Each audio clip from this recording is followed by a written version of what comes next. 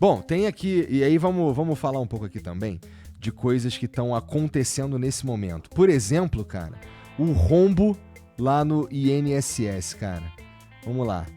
Esse rombo no INSS aí tá em 6 bilhões, é isso? 6 bilhões de reais. Esse é só... Não, primeiro assim, não é o rombo, né? Porque o rombo no INSS é muito maior, que é o déficit da Previdência, Tá. né? São centenas de bilhões. Esse é o roubo do INSS. O roubo é de 6,2 bilhões só na fraude das associações e dos sindicatos que descontavam do aposentado sem o consentimento dele.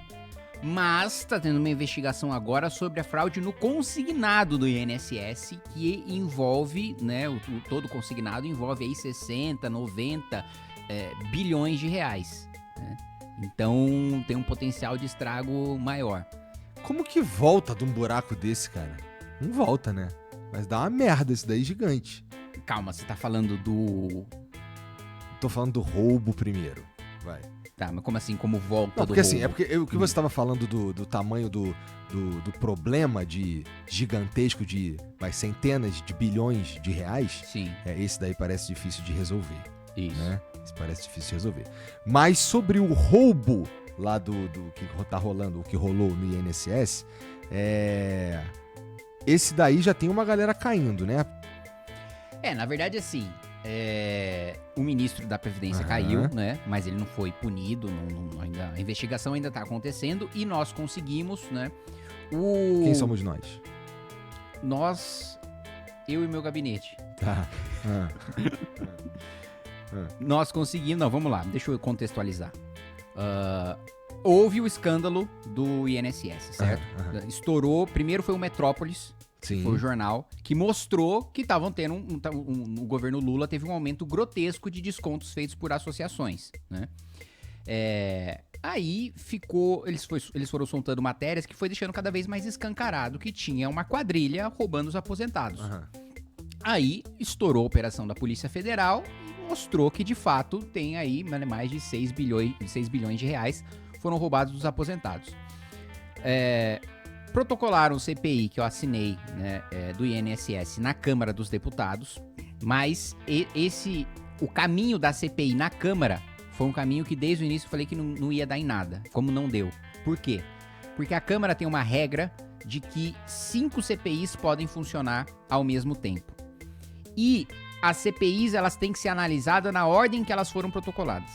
Existem outras 7 CPIs que já foram protocoladas e que estavam na frente do INSS. Ou seja, a gente teria que colocar 5 para funcionar, esperar um ano para no outro ano da eleição, que aí, metade do ano a Câmara não funciona na eleição, ter a CPI do INSS. Eu falei, gente, esquece, isso não vai acontecer. Qual foi, então, o meio? A CPMI, que é a comissão mista em que participam os senadores e deputados. Uhum. Que aí não tem fila, né? Tá lá, seria a primeira, aí foi protocolada, assinei. Problema. Presidente Davi Alcolumbre, que aliás foi eleito com votos de senadores petistas e senadores bolsonaristas, né? Os senadores bolsonaristas falaram, não, na época do governo Bolsonaro era, não, Alcolumbre sabota o governo, Alcolumbre é um traidor, Alcolumbre é um maldito, é o Batoré, não sei o que, tudo quanto é xingamento pro Alcolumbre, né?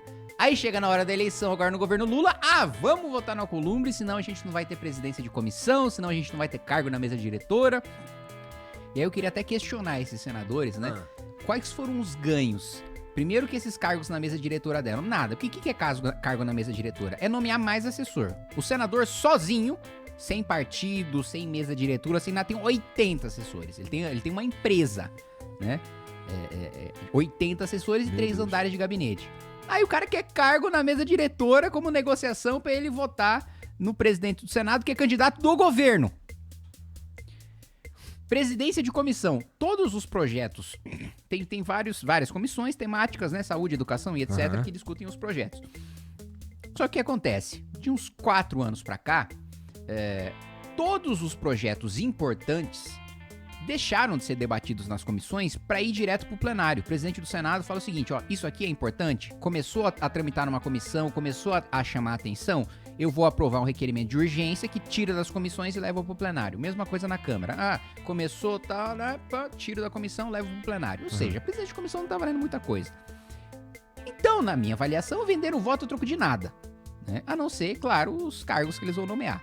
Então, beleza. Petistas e bolsonaristas votaram no Davi Alcolumbre. Davi Alcolumbre... Eles costumam votar juntos, assim, em outros temas também? Olha, nessa semana eles votaram junto num tema, né? Tanto o senador Flávio Bolsonaro como os outros senadores do PL e os senadores do PT votaram para aumentar o fundo partidário em 130 milhões de reais, né? Eu votei contra, né? O líder do PT na Câmara votou a favor, deputados do PL votaram a favor, sua amiga Tabata Amaral votou a favor, enfim, né? Na hora né, de vamos encher o bolso dos nossos partidos, tá todo mundo junto lá, né? Não tem bolsonarista, não tem petista, aí tanto que você vê que não tem ninguém falando. Por que não tem ninguém falando? Porque todo mundo votou.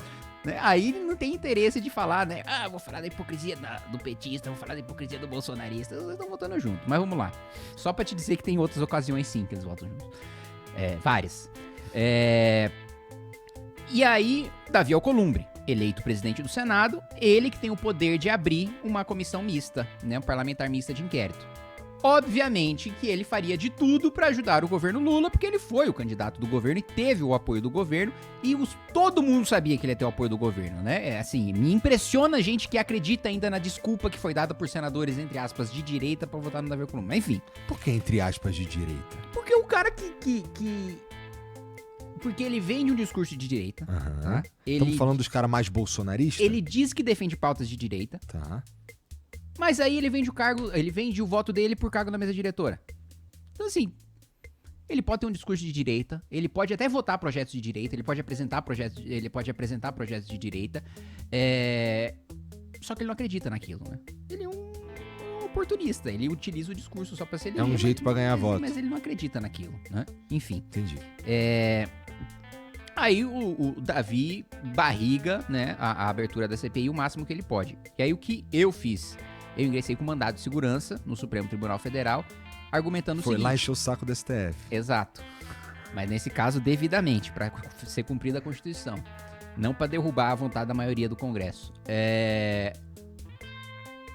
Eu ingressei no Supremo Tribunal Federal argumentando o seguinte. Olha, o próprio Supremo, na CPMI da Covid, que o Pacheco não queria abrir, argumentou que CPI é direito de minoria. Afinal de contas, o governo não quer investigar a si próprio. Então é direito da oposição. Se é direito da oposição, temos requisitos formais para apresentar uma CPI. Quais sejam? Número de assinaturas, fato determinado, período determinado. Se tem esses 3 requisitos, logo, independentemente da vontade do presidente da Câmara ou do presidente do Senado, a CPI deve ser aberta. Eu ingressei no Supremo, o relator foi o Fux deu 10 dias pro Alcolumbre se explicar. No meio desses 10 dias, agora, nessa semana, terça-feira, ele abre a CPMI. Entendi.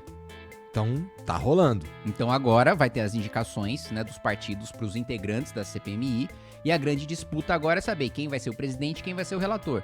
Por quê? O presidente, primeiro, porque eu posso ser um membro da CPMI.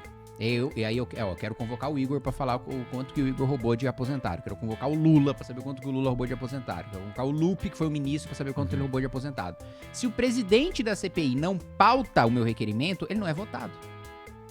Então esse é o poder do presidente. O presidente decide, né, o que vai... Óbvio, ele não consegue decidir o que é aprovado, né, mas ele tem... nenhum presidente quer dizer, tem alguns, né, mas vamos lá. Vou falar de maneira genérica, sabendo que tem exceções, mas nenhum presidente é otário de pautar um requerimento que ele sabe que ele vai ser derrotado, né? Todo presidente acha que vai ganhar. Se pauta porque acha que vai ganhar. Mas enfim, ele tem o poder de decidir, então, se eu vou pautar, eu coloco lá, sou membro, eu quero quebrar o sigilo do Igor. Quero ver os bilhões que o Igor... Olá! Tudo bem com a senhorita? Muito obrigado, fico muito honrado que você venha me dar um abraço antes de você ser explodida no Líbano. Agora você pode Então, onde é que a gente tava mesmo? Tava lá no... só pra gente retomar isso daí, tanto... Cara, desculpa a ignorância. Tanto um deputado quanto um senador pode ser o presidente da CPMI. Sim. Tá. Geralmente é o seguinte, em comissões mistas, Ou o presidente é um senador e o relator é um deputado, ou vice-versa. Tá. Né? O presidente é um deputado e o relator é um senador. Entendi. Isso não é exatamente uma regra, mas isso é, sei lá, bons costumes. Isso. E aí a disputa, né, tem um presidente e o relator, ele é a única pessoa que tem o poder de, primeiro, ter tempo infinito ou um tempo muito maior do que os outros membros na hora de questionar a testemunha, por exemplo. Então, eu tenho tempo limitado e na Câmara, não só eu tenho tempo limitado, eu tenho que fazer todas as perguntas de uma vez, porque eu não falo de novo. Entendi. E aí, aquele cara, muitas vezes ele pode não responder, ele escolhe aquilo que ele vai responder e tal. O relator, na Câmara, ele tem o poder de... Eu perguntei, você foi lá tal dia, você tem tal conta, você tem tal casa? Aí o cara só fala, fui lá tal dia. Falo, tá, mas você tem tal conta, você tem tal casa? O relator tem o poder de insistir no questionamento, pressionar. Um membro comum não tem. No Senado, parece que os membros podem fazer esse bate-bola, mas o tempo deles é muito mais limitado do que o do relator. De todo modo, o relator é quem dá o voto final. Então, ele decide qual que é a CPI, ela termina em quê? Em pizza? Em pizza. Mas a CPI, formalmente, né, ela pra terminar em quê? No indiciamento, né? E eu reconheço, porque a CPI é o quê? A CPI é um inquérito policial. É como se fosse uma delegacia, só que feito por parlamentares e público. Então ela termina no indiciamento, que se eu indicio o Igor, significa, olha, atenção, Ministério Público, Procuradoria-Geral da República, nós que fizemos esse inquérito, concluímos que há indícios de materialidade, ou seja, o crime aconteceu, e de autoria, ou seja, foi o Igor que cometeu, então vai lá e apresente uma denúncia, tome a providência que você acha que tem que tomar. E isso é o que conclui a CPMI. E o relator, ele decide o que vai no relatório. Claro que o relatório dele pode ser derrotado, mas ele tem uma influência muito grande, né, na hora da tomada de decisões e no final, né, indiciar quem é culpado. E como é que faz pra... Vamos lá, eu suponho que tu queira ser o presidente ou o relator dessa porra. Não. Obviamente que no mundo ideal seria o relator, mas eu não tenho força política pra isso. Assim, eu não tenho... Eu sou um deputado do MBL. Entendi. Então, tá, mas assim, agora... Eu tô brigando pra ser membro. Começa aí, dentro do meu próprio partido, tem muita gente que quer ser membro da CPMI. E aí eu tô brigando pra ser um dos membros, porque assim, tem mais de 20 pessoas que pediram, e a gente vai ter o quê? 3 vagas. Entendi. Caraca, bom, tem que ir. Boa sorte.